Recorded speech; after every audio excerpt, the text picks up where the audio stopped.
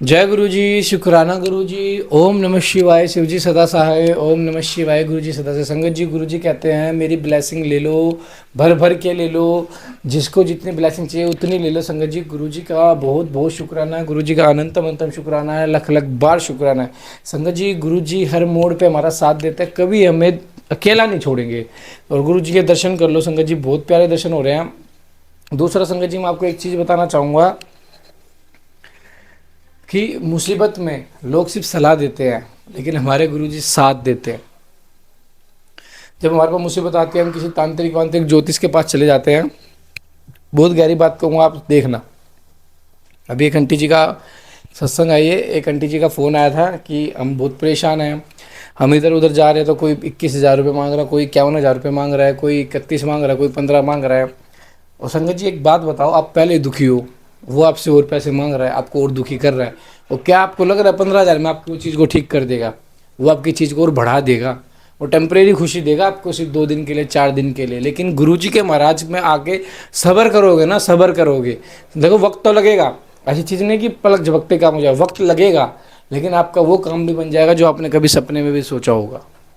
सपने में सोचा हुआ काम भी गुरुजी आपका बनवा देंगे, सपने में सोचा हुआ काम भी, जो आपने कभी या बस सोच के भूल गए होंगे आप, वो भी सपना गुरुजी पूरा करेंगे।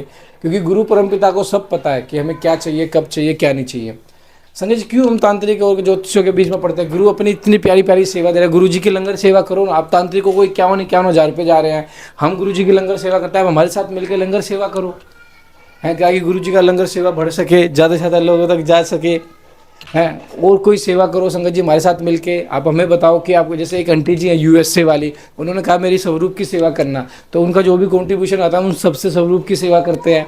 आप ऐसी सेवा में पड़िएगा, देखना गुरुजी कैसे आपके कष्ट काट देंगे, आपको पता भी नहीं चलेगा। क्यों तांत्रिकों के घुस के 51,000, 31,000, 1,00,000, 2-2 लाख रुपये अपने वेस्ट करते हो, समय वेस्ट करते हो? इनका कुछ नहीं जाना चाहिए, वो अपना घर भर रहे हैं।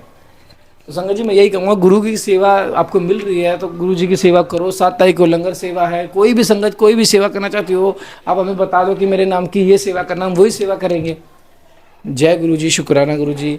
संगत जी, बस यही मैसेज देना चाहूँगा, बुरा मत माना, ज्योतिष तांत्रिकों के चक्कर में मत पड़ो, मत पड़ो, मत पड़ो। अगर वो इतने ही सच्चे होते, पहले वो अपना फ्यूचर क्यों नहीं संभाल लेते? क्यों वो आपके ऊपर ध्यान देंगे? तो संगत जी, लेकिन हमारे गुरु परमात्मा कहते हैं कि अपने कर्म अच्छे रखो, गुरु का सिमरन करो, भजन करो, संध्या करो, मंत्र जाप करो, सब कुछ हो जाएगा। आप पाठ को शुरू करते हैं गुरु मंत्र जाप के साथ। ओम नमः शिवाय, शिव जी सदा साय। ओम नमः शिवाय, गुरु जी सदा साय। जय गुरु जी। जय गुरु जी। बालक अपमन्यु को दूध के लिए दुखी देख माता को उसे शिव की आराधना के लिए प्रेरित करना था अपमन्यु की तीव्र तपस्या। ऋषियों ने पूछा कि प्रभु, धौम्य के बड़े भाई अपमन्यु एक जब छोटे बालक थे तब उन्होंने दूध के लिए तपस्या की थी और भगवान शिव ने प्रसन्न होकर उन्हें अक्षर सागर प्रदान किया था, परंतु शैशव अवस्था में उन्हें शिव शास्त्र के प्रवचन की शक्ति कैसे प्राप्त हुई तथा वे कैसे शिव के स्वरूप को जानकर तपस्या में निरत हुए, तपस्चरण के पूर्व में उन्हें भस्म के विज्ञान की प्राप्ति कैसे हुई, जिससे जो रुद्रगनि का उत्तम वीर्य है उस आत्मरक्षक भस्म को उन्होंने प्राप्त किया। वायुदेव ने कहा कि महर्षियों, जिन्होंने वह तप किया था वे अपमन्यु कोई साधारण बालक नहीं थे, परम बुद्धिमान मुनिवर व्याघ्र पाद के पुत्र थे। उन्होंने जन्मांतर में ही सिद्धि प्राप्त हो चुकी थी, परंतु किसी कारणवश वे अपने पद से च्युत हो गए, योग भ्रष्ट हो गए तथा अतः भाग्यवश जन्म लेकर वे मुनि कुमार हुए।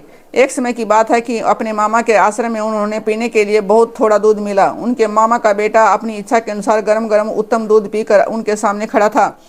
मातुल पुत्र को इस अवस्था में देखकर व्याघ्रपाद कुमार अपमन्यु के मन में ईर्ष्या हुई और वे अपनी माँ के पास जाकर बड़े प्रेम से बोले कि माते महाभाग्य तपस्विनी, मुझे अत्यंत स्वादिष्ट गरम गरम गाय का दूध दो, मैं थोड़ा सा नहीं पीऊँगा। बेटे की ये बात सुनकर व्याघ्रपाद की पत्नी तपस्विनी माता के मन में उस समय बड़ा दुख हुआ। उसने पुत्र को बड़े आदर के साथ छाती से लगा लिया और प्रेम पूर्वक लाड़ प्यार करके अपनी निर्धनता का शमन हो आने से वह दुखी हो विलाप करने लगी।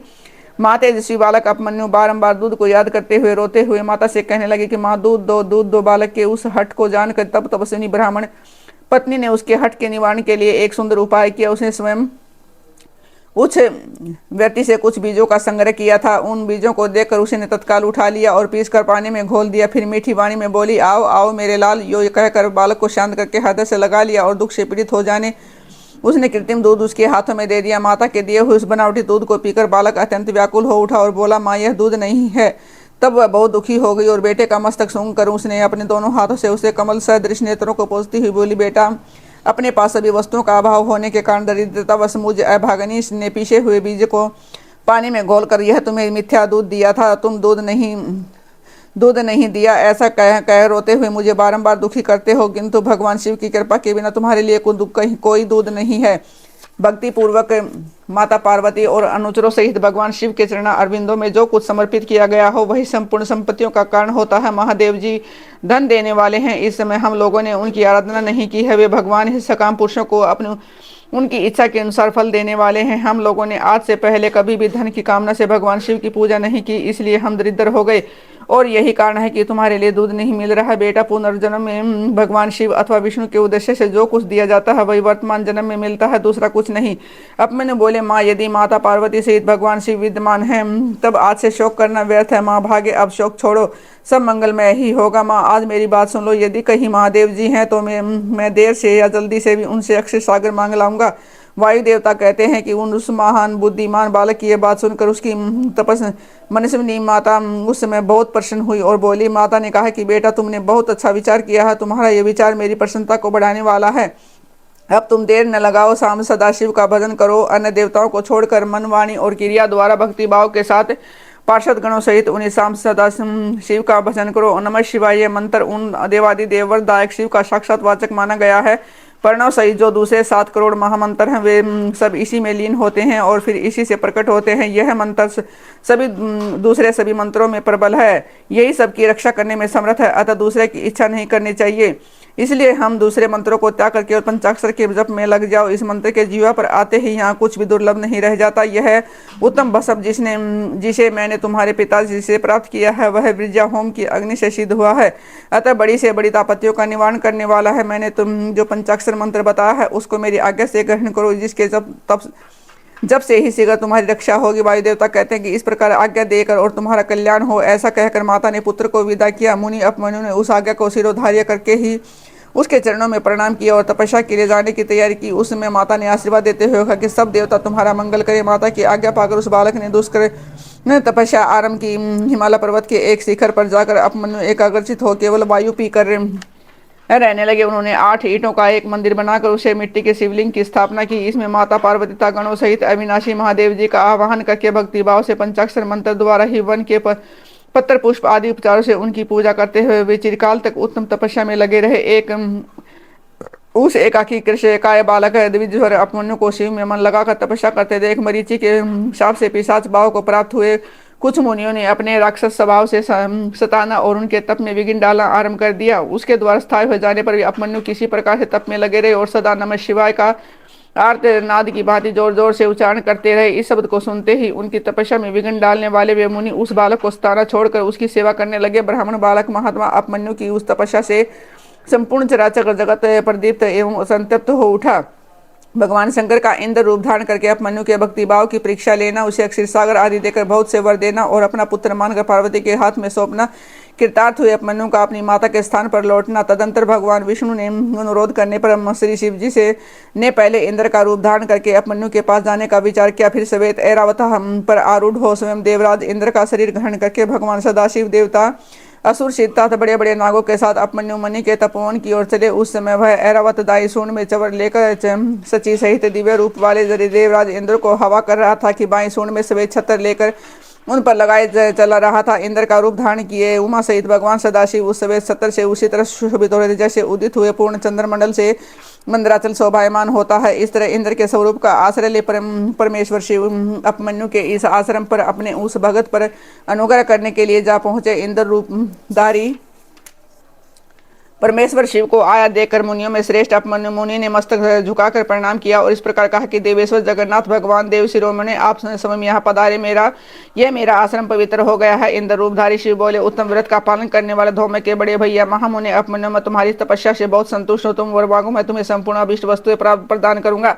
वायु देवता कहते हैं कि उन इंद्रदेव के ऐसा कहने पर वह उस समय मुनिवर पर्व अपमन्यु ने हाथ जोड़कर कहा कि भगवान, मैं भगवान शिव की भक्ति मांगता हूँ। यह सुनकर इंद्र ने कहा कि क्या तुम मुझे नहीं जानते? मैं समस्त देवताओं का पालक और तीनों लोकों का अधिपति इंद्र हूँ। सब देवता मुझे नमस्कार करते हैं। ब्रह्म से मेरे भगत हो जाओ, सदा मेरी ही पूजा करो, तुम्हारा कल्याण हो, मैं तुम्हें सब कुछ दे दूंगा। निर्गुण रुद्र को त्याग दो, इस निर्गुण रुद्र से तुम्हारा कौन सा कार्य सिद्ध होगा?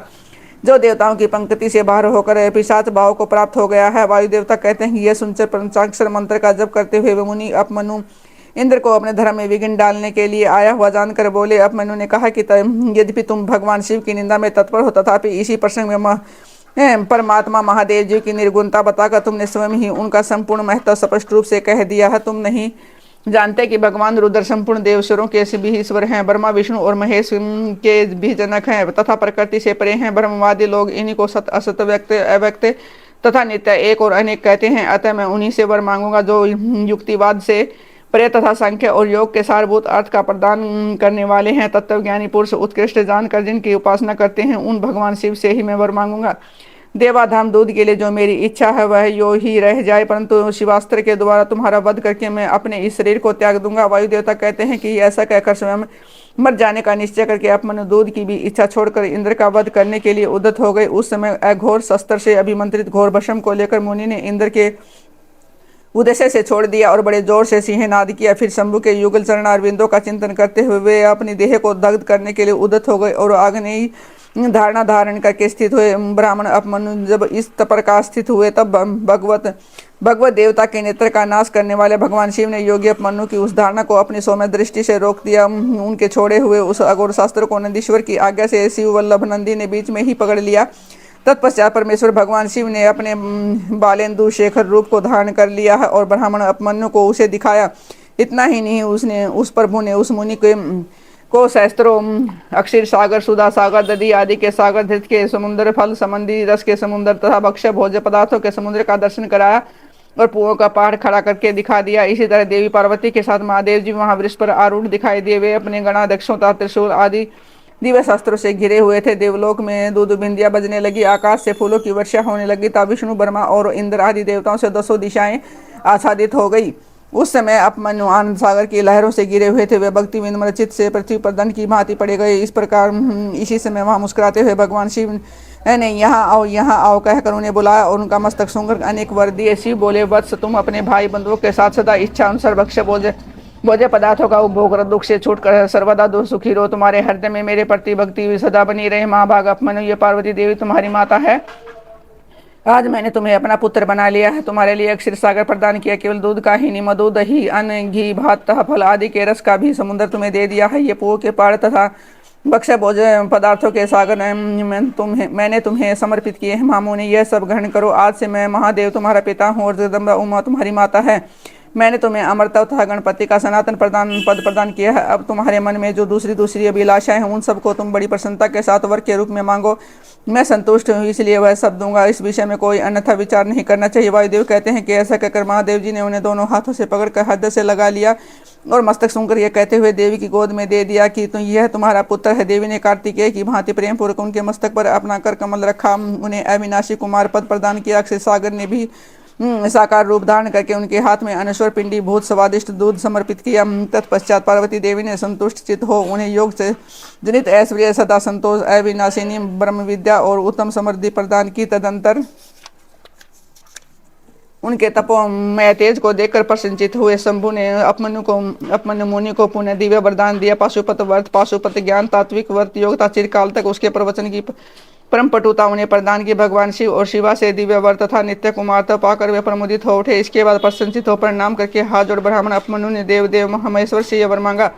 अपमनु बोले, देव देवेश्वर प्रसन्न होइए, परमेश्वर प्रसन्न होइए, मुझे अपनी परम दिव्य तथा अभिवेचानी भक्ति दीजिए। महादेव मेरे जो अपने सगे संबंधी हैं उनमें मेरी सदा श्रद्धा बनी रहने का वर दीजिए। साथ ही अपना अंदाज उत्कृष्ट स्नेह और नित्य सामीप्य प्रदान कीजिए। ऐसा कहकर प्रसन्नचित हुए द्विज श्रेष्ठ अपमनु ने हर्ष गदगद वाणी द्वारा महादेव जी का सत्वन किया। अपमनु बोले, देव महादेव शरणागत वत्सल करुणा सिंधु सांब सदाशिव, आप सदा मुझ पर प्रसन्न होइए। वायुदेव कहते हैं कि उनके ऐसा कहने पर सबको वर देने वाले प्रसन्नात्मा महादेव ने मुनिवर अपमनु को इस प्रकार उत्तर दिया। शिव बोले, वत्स अपमनु, मैं तुम पर संतुष्ट हूँ, इसलिए मैंने तुम्हें सब कुछ दे दिया है।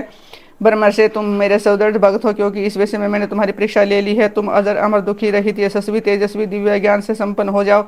देवी से तुम्हारे बंधु बांधव कुल तथा गोत्र सदा अक्षर रहेंगे। मेरे प्रति तुम्हारी भक्ति सदा बनी रहेगी। विप्र, मैं तुम्हारे आश्रम में नित्य निवास करूंगा, तुम मेरे पास आनंद विचरोगे। ऐसा कहकर अपमनु को अभिष्ट वर दे करोड़ों सूर्यों के समान तेजस्वी भगवान महेश्वर वही अंतर ध्यान हो गए। उन श्रेष्ठ परमेश्वर से उत्तम वर पाकर अपमनु का हृदय प्रसन्नता से खिल उठा। उन्हें बहुत सुख मिला। वे अपनी जन्मदायिनी माता के स्थान पर चले गए। जय गुरु जी, शुक्राना गुरु जी, अनंत अनंतम शुक्राना, लख लख बार शुक्राना। ओम नमः शिवाय, शिव जी सदा साई, ओम नमः शिवाय, गुरु जी सदा साई। संगत जी, जैसा कि हम हर पाठ में बताते हैं 7 तारीख को गुरु जी की का बर्थडे है, 7 जुलाई को। तो लंगर सेवा के लिए कोई भी हमारे साथ कॉन्ट्रीब्यूट कर सकता है। बहुत कम दिन रह गए क्योंकि काफ़ी लोगों तक सत्संग पहुंच नहीं पाते, फिर वो मिस हो जाते हैं। फिर वो हमें मैसेज कहते हैं संगत जी हम कॉन्ट्रीब्यूट करना चाहते हैं लेकिन कर नहीं पाए। तो संगत जी उन सबके लिए मैसेज है कि कोई भी संगत जो भी जिनकी इच्छा अनुसार हमारे साथ कॉन्ट्रीब्यूशन करके लंगर सेवा को बढ़वाना चाहते हो, उनका बहुत दिल से आभार है, बहुत समर्पण है, उनका हाथ जोड़ के नमस्कार है, ताकि वो गुरु जी की सेवा को आगे बढ़वाएं। और हम हर 7 तारीख को करते हैं संगत जी, हर 7 तारीख को, आप किसी भी 7 तारीख को जोड़ सकते हैं। जय गुरु जी, शुक्राना गुरु जी, ओम नमः शिवाय, शिव जी सदा साई, ओम नमः शिवाय, गुरु जी सदा साई। संगत जी पाठ को सुनिए, चैनल को सब्सक्राइब कीजिए, बेल आइकन को प्रेस कीजिए और 7 तारीख की लंगर सेवा ज़्यादा से ज़्यादा लोगों को बताइए, ताकि ज़्यादा से ज़्यादा लोग जुड़ सके, ज़्यादा से ज़्यादा लोगों को हम सेवा कर सके। क्योंकि बड़े मंदिर में दर्शन गुरु जी के बहुत प्यारे होंगे। और संगत जी 7 तारीख को लाइव सत्संग होगा, पूरा 1 घंटे हम सत्संग करेंगे, खुद लाइव सारे भजन होंगे गुरु जी के, लाइव सारे। मैं अपनी वॉइस में कोशिश करूँगा गुरु जी को मनाने के लिए, गुरु जी को प्रसन्न करने के लिए, ताकि हमको ब्लेसिंग मिले। केक कटिंग भी होगा संगत जी लाइव 7 जुलाई को। बहुत बढ़िया सत्संग होगा, बहुत बढ़िया लंगर सेवा होगी गुरु जी के आशीर्वाद से। जय गुरु जी, शुक्राना गुरु जी।